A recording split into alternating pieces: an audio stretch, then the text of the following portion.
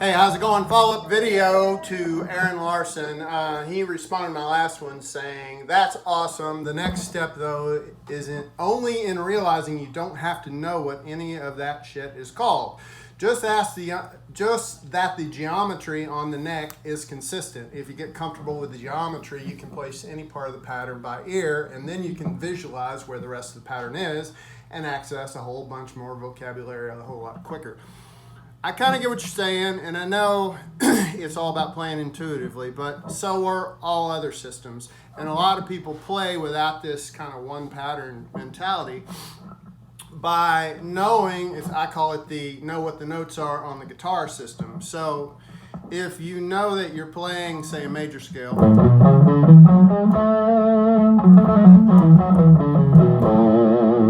I'm not thinking through all the notes consciously, but I'm pretty aware that I'm playing a major third and a major seventh as well. And I'm very aware I'm not playing anything weird like a flattened second or even a flattened fifth. But so I don't think in terms of one pattern. Really, most of the time I think of the pentatonic plus whatever I choose to add. So here's an example just from a solo that I just totally made up myself, not from anything else.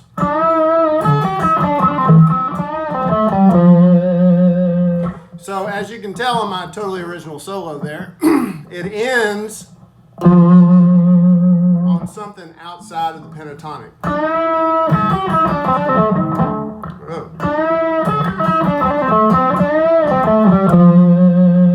That's a flattened sixth, and it adds just a little bit of stank to the deal. So you go outside of the pentatonic or the major scale or whatever with those outside notes, and I just tend to think of them as more or less outside. So the more outside notes are often passing tones for me. So like, you know, fourth, flat fifth, fifth.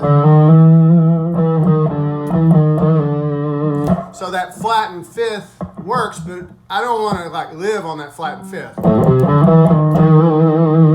Unless I'm gonna just be, you know, kind of out there. Same thing with the flattened sixth. Or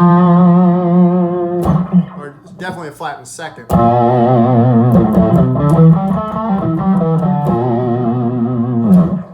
You know, it kind of makes a statement when you sit on that, but as a passing note, it works. So I just think of really my pentatonic, sometimes my major scale, the whole major scale, and then what are the notes outside of that? And what do I want to do outside of like my main tonalities? Because you're always safe with the 1, the 4, and the 5. Pretty much always sound good. You need to be aware if you're playing a major or a minor third.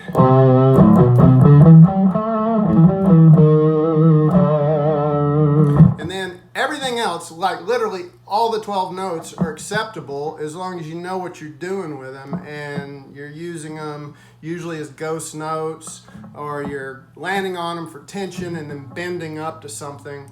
That's the way I really think of. I don't really think of, oh, now I'm going to bust into the Lydian mode. And I certainly don't do it on just playing the same pattern over again, because I know that I can take my, you know, E Dorian pattern and move it down a certain number of frets, and then all of a sudden I'm in God knows what, you know, Lydian mode on some song. But I don't play that way because I'm not John Petrucci.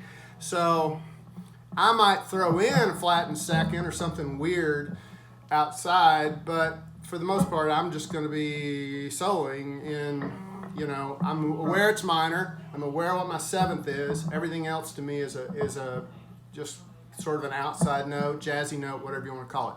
So that's how I actually think about modes.